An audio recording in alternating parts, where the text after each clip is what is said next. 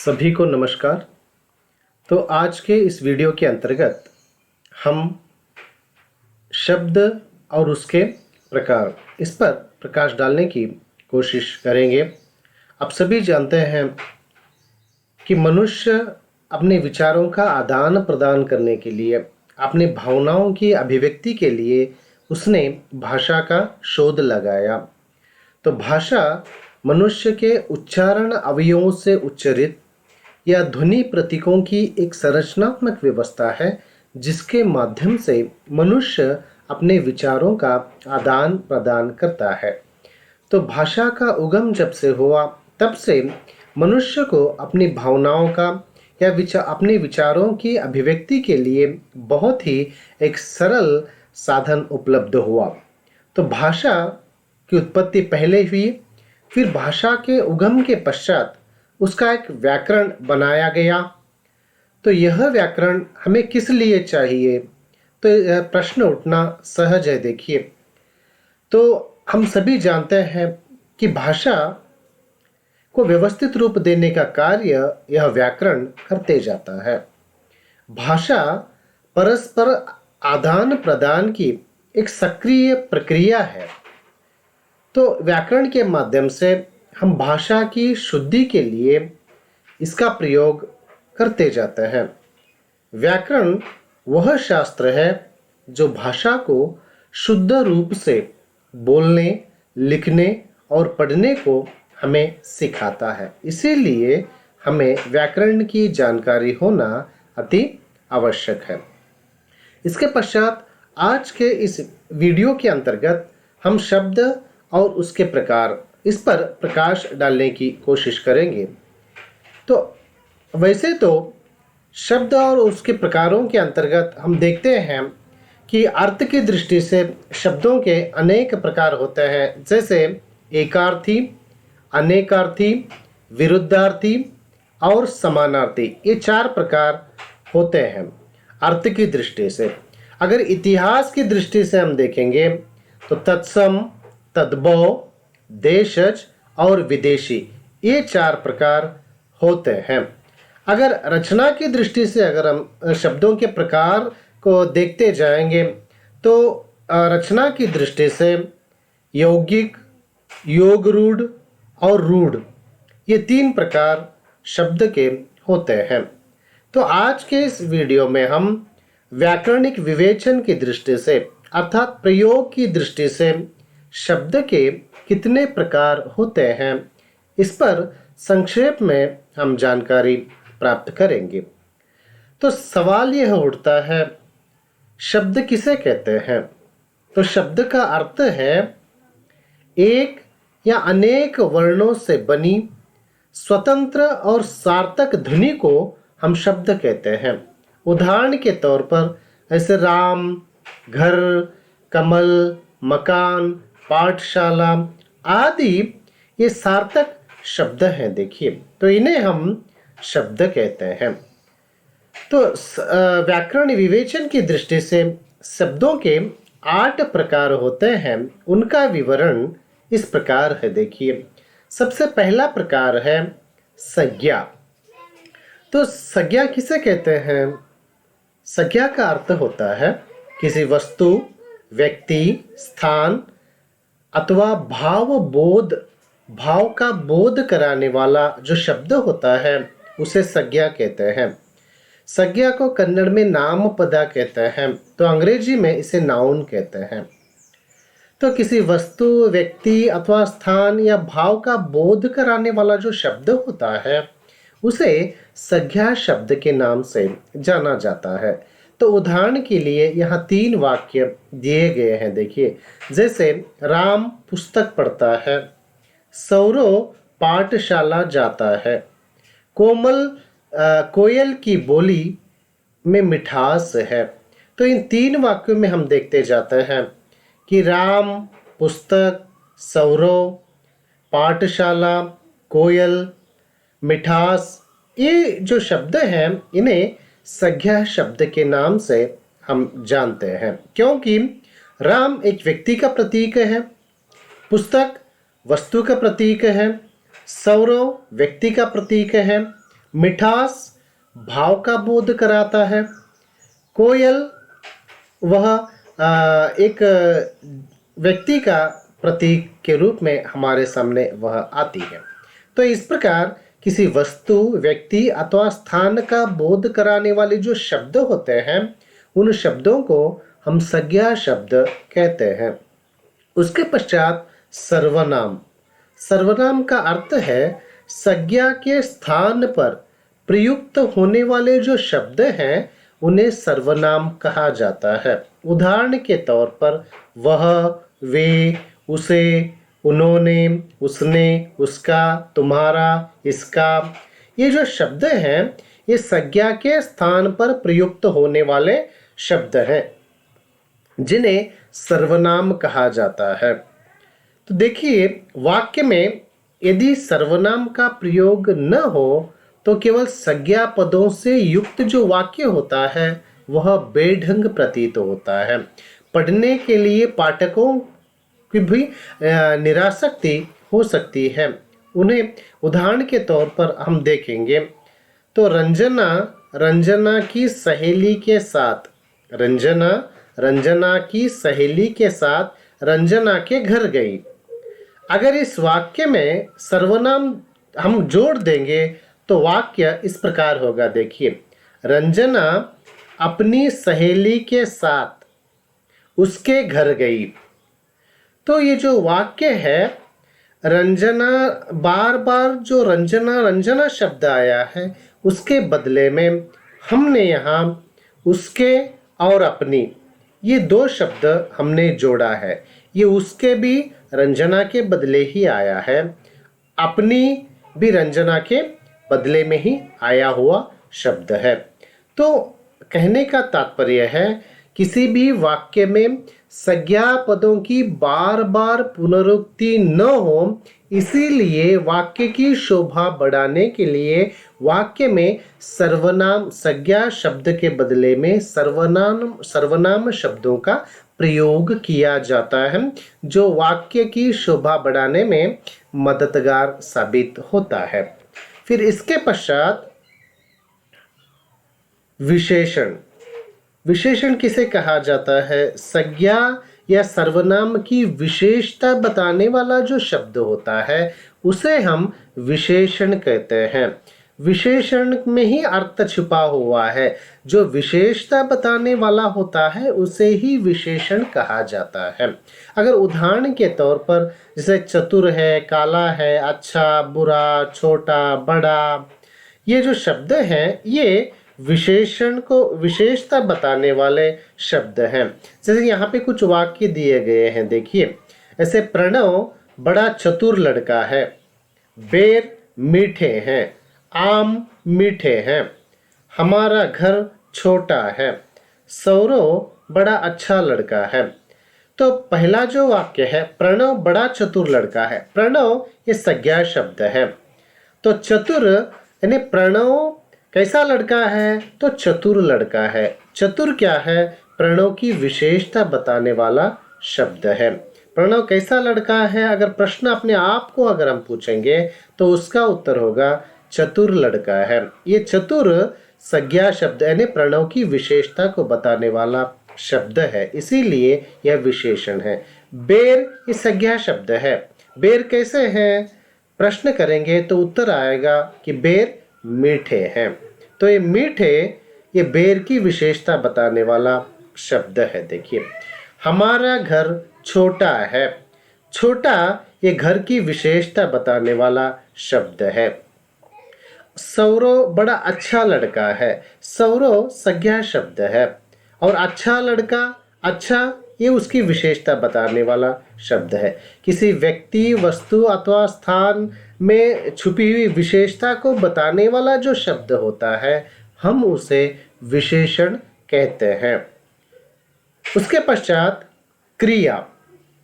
तो जिस शब्द के किसी के कार्य करते या होने का बोध होता है उसे हम क्रिया कहते हैं। कहने का तात्पर्य है, जो शब्द क्रिया यानी कोई कार्य चल रहा है, कोई कार्य हुआ है या कोई कार्य होने वाला है, इसका बोध जो कराता है, इसका अर्थ जो देता है, उसे हम क्रिया कहते हैं। क्रिया माने काम करना, क्रिया करना। तो देखिए यहाँ पे कुछ उदाहरण दिए गए हैं, जैसे गौरव खाना खाता है, प्रणव रोता है, सौरव पाठशाला जाता है। ये तीनों वाक्यों में अगर हम देखेंगे तो गौरव ये संज्ञा शब्द है। गौरव खाना खाता है, खाता है, खाना, खाने के लिए खाना एक क्रिया है। देखिए यह खाता है, यह क्रिया शब्द है। ऐसे प्रणव संज्ञा शब्द है, रोता है, रोना एक क्रिया है, इसीलिए इसे क्रिया कहते हैं। सौरव पाठशाला जाता है, जाना, जाना में क्रिया होती है, देखिए हलचल होती है, तो इसीलिए इसे क्या कहते हैं, क्रिया।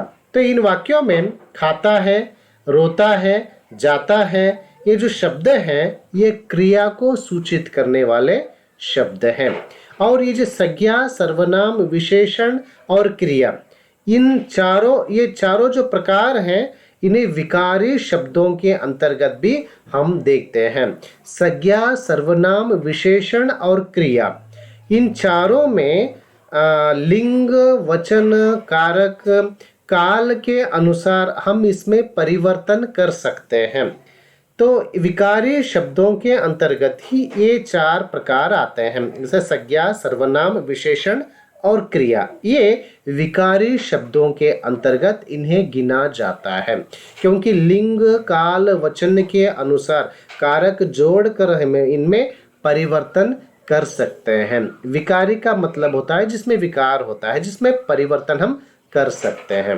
फिर उसके पश्चात क्रिया विशेषण। तो क्रिया विशेषण आपको ध्यान में रखना है, विशेषण अलग है और क्रिया विशेषण अलग है। विशेषण संज्ञा शब्द की विशेषता बताता है, लेकिन क्रिया विशेषण क्रिया कैसे चल रही है, कार्य कैसे चल रहा है, इसकी विशेषता बताने वाला जो शब्द होता है उसे हम क्रिया विशेषण कहते हैं। उदाहरण के तौर पर यहाँ कुछ वाक्य दिए गए हैं, देखिए गौरव बोलता है, गौरव बोलता है यानी बोलना क्या है, क्रिया है। गौरव कैसे बोलता है, ये जो प्रश्न उठता है तो उत्तर आएगा गौरव धीरे धीरे बोलता है। बोलना क्रिया है, वह कैसे बोलता है, धीरे धीरे बोलता है। तो क्रिया की यह विशेषता बता रहे हैं। धीरे धीरे जो शब्द है वह क्रिया की विशेषता बताने वाला शब्द है। क्रिया चल रही है, क्रिया कैसे चल रही है, धीरे धीरे चल रही है, तो यह धीरे धीरे क्रिया विशेषण है। तो दूसरा उदाहरण है, देखिए सौरव दौड़ता है, दौड़ना क्रिया है। सौरव दौड़ता है, दौड़ना क्रिया है, लेकिन वह कैसे दौड़ता है, अगर अपने आप में प्रश्न हम करेंगे तो उत्तर आएगा सौरव तेज दौड़ता है। तो दौड़ने की क्रिया कैसी है, तेज है, तो इसीलिए यह क्रिया विशेषण है। अगर तीसरा उदाहरण अगर हम देखेंगे तो प्रणव खाता है, खाना क्या है, क्रिया है, लेकिन वह कैसे खाता है, तो वह जल्दी जल्दी खाता है। ये जल्दी जल्दी खाना, खाना कैसा है, कैसे खाता है, जल्दी जल्दी खाता है, तो जल्दी जल्दी ये क्रिया की विशेषता बताने वाला शब्द है। तो कहने का तात्पर्य है विशेषण वह होता है जो संज्ञा शब्द की विशेषता बताता है, किसी व्यक्ति, वस्तु, स्थान आदि की विशेषता बताने वाला शब्द विशेषण होता है। किंतु क्रिया विशेषण का अर्थ यह होता है क्रिया कैसे चल रही है, वह धीरे धीरे चल रही है या तेज चल रही है या जल्दी जल्दी चल रही है, यह बताने वाला जो शब्द होता है हम उसे क्रिया विशेषण कहते हैं। उसके पश्चात संबंध बोधक। संबंध बोधक का अर्थ है संज्ञा या सर्वनाम का वाक्य के किसी दूसरे शब्दों के साथ संबंध जब बताया जाता है उसे संबंध बोधक कहते हैं। संज्ञा या सर्वनाम का वाक्य के किसी दूसरे शब्दों के साथ जब उसे उसका संबंध बताया जाता है उसे संबंध बोधक कहते हैं। उदाहरण के तौर पर सौरव गौरव के साथ पाठशाला गया, तो यहाँ पे सौरव गौरव के साथ पाठशाला गया, तो यहाँ इस वाक्य में सौरव गौरव के साथ, ये साथ माने सौरव गौरव को जोड़ने वाला शब्द कौन सा है? साथ। सौरव गौरव के साथ, साथ जो शब्द है यह सौरव और गौरव के बीच में संबंध को बताने वाला शब्द है। वे पाठशाला गए, सौरव पाठशाला गया, वह किसके साथ गया? गौरव के साथ गया। यानी गौरव और सौरव के बीच में संबंध को बताने वाला शब्द यह संबंध बोधक कहलाता है। अगर दूसरा उदाहरण हम देखेंगे, पुलिस के सामने चोर ने चोरी की, तो यहाँ चोर और पुलिस के बीच में संबंध बताने वाला शब्द है सामने। यानी पुलिस चोरी कर रहा है, किसके सामने? पुलिस के सामने वह चोरी कर रहा है। तो सामने चोर और पुलिस के बीच में संबंध को बताने वाला शब्द है, इसीलिए यह संबंध बोधक कहलाता है। नेक्स्ट है, पुस्तक टेबल के ऊपर रखी है। तो पुस्तक और टेबल ये दोनों संज्ञा शब्द हैं, तो इनके बीच के संबंध को बताने वाला शब्द है ऊपर। तो पुस्तक कहाँ रखी है? टेबल के ऊपर। ये ऊपर जो शब्द है यह दो संज्ञा शब्दों के बीच में संबंध को बताने वाला शब्द है, इसीलिए इसे संबंध बोधक शब्दों के नाम से जाना जाता है। और नेक्स्ट उदाहरण है, देखिए, प्रणव बस के जरिए गांव जाता है। तो प्रणव जा रहा है, वह गांव जा रहा है, किसके जरिए जा रहा है? बस के जरिए जा रहा है। तो बस और प्रणव के बीच का संबंध बताने वाला शब्द यहाँ जरिए है। तो जरिए यह संबंध बोधक कहलाता है। इसके पश्चात योजक शब्द, योजक शब्द को समुच्चय बोधक के नाम से भी जाना जाता है। तो समुच्चय बोधक का अर्थ क्या होता है? दो शब्दों या वाक्यों को जोड़ने वाला जो शब्द होता है उसे योजक कहते हैं। दो शब्दों या दो वाक्यों को जोड़ने वाला जो शब्द होता है वह योजक कहलाता है। योजक यानी जोड़ना। उदाहरण के तौर पर प्रणव और गौरव पाठशाला जाते हैं। तो गौरव और प्रणव को जोड़ने वाला शब्द कौन सा है यहाँ पे? और है। और शब्द प्रणव और गौरव को जोड़ता है। दूसरा जो उदाहरण है, इस घर में तुम रहोगे या मैं। इस घर में तुम रहोगे या मैं। इस वाक्य में मैं जो शब्द है तुम और मैं को वह जोड़ते जाता है। तुम और मैं को जोड़ने वाला शब्द है इस घर में तुम रहोगे या मैं, या जो है यह योजक चिन्ह है। तीसरा, उसने झगड़ा किया इसीलिए उसे घर से निकाल दिया। तो उसने झगड़ा किया एक वाक्य है, उसे घर से निकालना दूसरा वाक्य है। तो दोनों को जोड़ने वाली कड़ी का जो शब्द है वह इसीलिए है। उसने झगड़ा किया इसीलिए उसे घर से निकाल दिया गया। तो दो वाक्यों को जोड़ने वाला शब्द इसीलिए है, इसीलिए इसे योजक शब्द कहते हैं। नेक्स्ट है द्योतक। द्योतक का अर्थ है, द्योतक को विस्मयादि बोधक शब्द के नाम से भी जाना जाता है। जैसे हर्ष, शोक, आश्चर्य आदि जो मन के भाव हैं, इन मन के भावों को प्रकट करने वाले शब्दों को द्योतक या विस्मयादि बोधक शब्दों के नाम से जाना जाता है।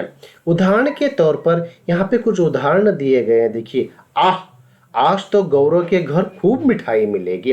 तो खुशी व्यक्त करने के लिए आह शब्द का यहाँ पे प्रयोग किया गया। यहाँ पे हर्ष है, यानी मन के जो भाव है, मन के भावों को व्यक्त करने वाले जो शब्द होते हैं वे शब्द द्योतक कहलाते हैं। और दूसरा उदाहरण देखिए, हे ईश्वर मेरे भाग्य में तो दुख ही दुख लिखा है। हे ईश्वर, तो ये मन से आने वाला भाव है, हे ईश्वर। अगर तीसरा उदाहरण हम देखेंगे, शाबाश तुम बहुत होशियार हो। ये शाबाश जो शब्द है यह आश्चर्य को सूचित करने वाला शब्द है, इसीलिए इसे विस्मयादि बोधक शब्द या द्योतक शब्द के नाम से हम जानते हैं। नेक्स्ट जो उदाहरण है वह है, देखिए, छी इस गली में कितनी गंदगी है। छी, इस गली में कितनी गंदगी है। छी जो शब्द है यह विस्मयादि बोधक शब्द है। उसके पश्चात बाप रे, ऐसा लगता है अंधेरे में कोई खड़ा है। तो यहाँ पे बाप रे, इसके आगे विस्मयादिक चिन्ह हम लगाते हैं क्योंकि मन के भावों की अभिव्यक्ति यहाँ पे प्रकट होती है। बाप रे, ऐसा लगता है अंधेरे में कोई खड़ा है, यानी भय, इसमें भय का भाव हमें दिखाई देता है।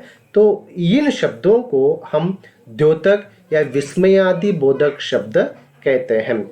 ये अभी जो देखे हुए उपर्युक्त जो प्रकार हैं, देखिए जैसे क्रिया विशेषण, संबंध बोधक, योजक और द्योतक, ये जो शब्द हैं ये अविकारी शब्दों के अंतर्गत आते हैं। इनमें किसी भी प्रकार का परिवर्तन नहीं होता।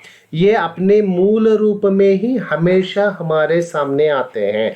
उनमें लिंग, वचन, काल के अनुसार किसी भी प्रकार का परिवर्तन हम नहीं कर सकते। उसका विवरण आगे है, देखिए मैं बताते जा रहा हूँ आपको। उपर्युक्त जो शब्दों के 8 प्रकार हैं, इन 8 प्रकारों को 2 भागों में बांटा गया है। पहला है विकारी शब्द और दूसरा है अविकारी शब्द।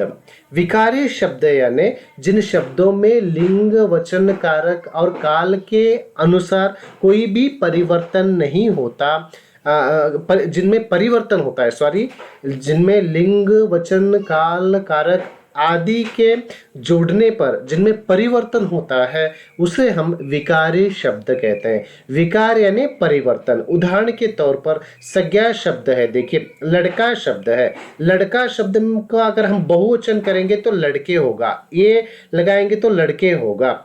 अगर कारक जोड़ेंगे, ने कारक जोड़ेंगे तो लड़कों ने।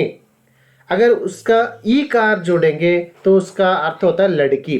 तो इस प्रकार वचन, कारक, लिंग के जोड़ने से उसमें परिवर्तन हमें दिखाई देता है। उसी प्रकार सर्वनाम का वह शब्द है, वह को अगर बहुवचन बनाना है तो वे कर सकते हैं, उसका को उसके कर सकते हैं, उसका स्त्रीलिंग बनाना है तो उसकी भी हम कर लेते हैं। तो इस प्रकार लिंग के अनुसार, वचन के अनुसार हम उसमें परिवर्तन देखते जाते हैं।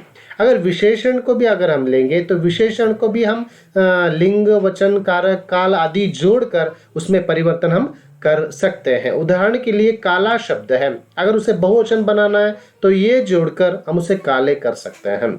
ई जोड़ेंगे, ई कार जोड़ेंगे तो वह काली होगा। कारक जोड़ेंगे तो के लिए, काले के लिए।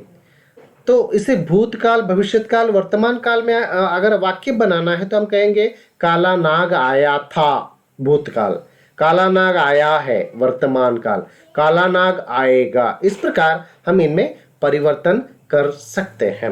नेक्स्ट चौथा है क्रिया। अब गया शब्द है, गया शब्द को, गया यानी भूतकाल में है, इसे भविष्यत काल बनाना है तो जाएगा। अगर वर्तमान काल में करना है तो जाता है। अगर स्त्रीलिंग बनाना है तो ई कार जोड़ दीजिए, स्त्रीलिंग हो जाएगा।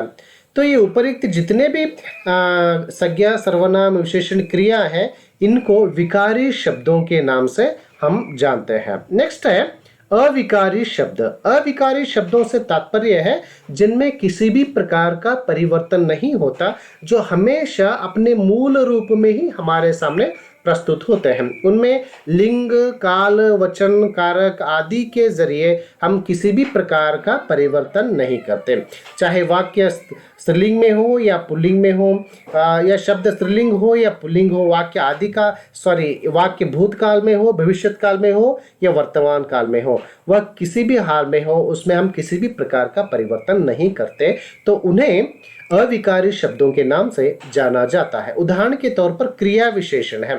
क्रिया विशेषण को बताने वाले शब्द हैं जल्दी जल्दी, धीरे धीरे, तेज, थोड़ा थोड़ा। इन शब्दों में हम किसी भी प्रकार का परिवर्तन नहीं कर सकते। उदाहरण के तौर पर हम देखेंगे राधा जल्दी जल्दी चलती है, जल्दी जल्दी चलती है। ये वाक्य राधा के संदर्भ में स्त्रीलिंग को रखकर हम वाक्य बनाएं। अगर वही शब्द पुल्लिंग कृष्ण को लेंगे, कृष्ण जल्दी जल्दी चलता है, तो कृष्ण जल्दी जल्दी चलते हुए आ गया। कृष्ण जल्दी जल्दी जाएगा। वर्तमान काल भविष्य काल में भी वाक्य अगर हम बनाते जाएंगे तो इन शब्दों में किसी भी प्रकार का परिवर्तन हम नहीं कर सकते, जो अपने मूल रूप में ही हमेशा हमारे सामने आते हैं। उसके पश्चात संबंध बोधक शब्द है। संबंध बोधक में ऊपर, नीचे, आगे, पीछे, समान, ये आदि ऐसे शब्द हैं जिनमें लिंग, काल, वचन के अनुसार किसी भी प्रकार का परिवर्तन उसमें नहीं दिखाई देता। जैसे हम कहेंगे राधा छत के ऊपर बैठी है, मोहन छत के ऊपर बैठा है, हमारे घर के पीछे पाठशाला है, मेरे घर के पीछे पाठशाला है, या ऐसे कोई भी आप वाक्य बनाओ तो उसमें किसी भी प्रकार का परिवर्तन हमें नहीं दिखाई देता, तो यह अविकारी शब्द है। अब योजक है। योजक को समुच्चय बोधक के नाम से भी जाना जाता है। इसमें और, किंतु, परंतु, यदि, पर, अथवा, ये ऐसे शब्द हैं जो अपने मूल रूप में ही हमारे सामने आते हैं, जिनमें किसी प्रकार का परिवर्तन नहीं होता, चाहे वाक्य भूतकाल में हो, भविष्य काल में हो या वर्तमान काल में हो, चाहे वह शब्द स्त्रीलिंग हो या पुल्लिंग हो, चाहे वाक्य एक वचन हो चाहे बहुवचन हो, लेकिन ये अपने मूल रूप में ही प्रयुक्त होते हैं। जैसे गौरव पढ़ा होता तो वह पास होता, गौरव परीक्षा में पास होता था किंतु वह पढ़ नहीं पाया। जैसे राधा परीक्षा में पास तो होती थी परंतु उसने अध्ययन नहीं किया। वाक्य स्त्रीलिंग में हो या पुल्लिंग का वाक्य हो, लेकिन ये अपने मूल रूप में ही हमारे सामने आते हैं। तो विस्मयादि बोधक, इसे द्योतक के नाम से भी जाना जाता है। जैसे वाह, बाप रे, शाबाश, छी, शिव शिव शिव शिव, चल हट, ये ऐसे ऐसे ऐसे शब्द हैं जो हमेशा अपने मूल रूप में ही हमारे सामने प्रस्तुत होते हैं, जिनमें किसी भी प्रकार का, जैसे हम लिंग, वचन, काल, कारक आदि जोड़कर उनमें किसी भी प्रकार का परिवर्तन हम नहीं कर सकते। तो इसीलिए इन शब्दों को अविकारी शब्दों के नाम से जाना जाता है। तो उपसंहार के तौर पर बस हम इतना ही कहेंगे। तो व्याकरणिक विवेचन अर्थात प्रयोग की दृष्टि से शब्दों के 8 प्रकार होते हैं, जिनमें संज्ञा, सर्वनाम, विशेषण, क्रिया, ये विकारी शब्द है। विकार यानी जिनमें परिवर्तन होता है।